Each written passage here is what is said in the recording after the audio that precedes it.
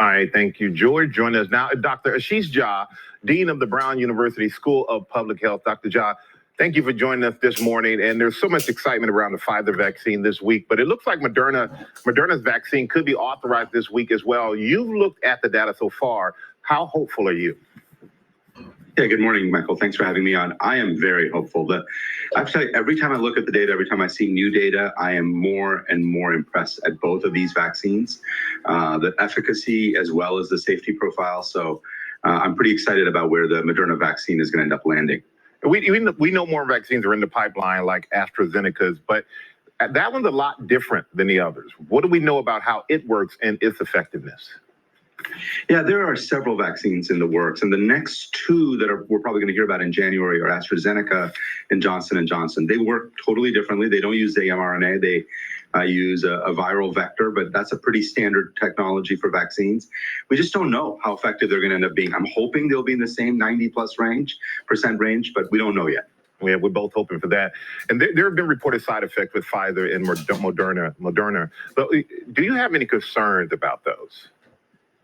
I don't. As you heard in the last report, they're temporary. They can last 24 hours. I'm also telling folks that after their second dose, they may just want to take that next day off, or at least be ready to take the next day off. And that's going to be important, just because people often feel feverish and a headache. But it lasts about 24 hours, occasionally up to 48, and then everybody gets better after that.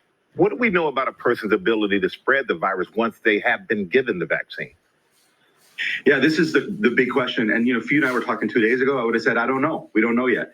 But the data from yesterday in Moderna says that the vaccine seems to reduce that. Even one shot of the vaccine reduces that by about 2/3. We haven't seen the full data on what happens after 2 shots, but I'm pretty optimistic that it's going to end up reducing people's ability to spread the virus as well. And we don't have much data yet on children and the vaccine. So what do you recommend? What do parents need to know before you get your kids vaccinated? Yeah, so most kids, again, right now are not going to be eligible because we just don't have enough vaccine. So, I'm a dad. I've got 3 kids. And what I'm thinking about is I want to get them all vaccinated, but I want to see a little bit of data from children.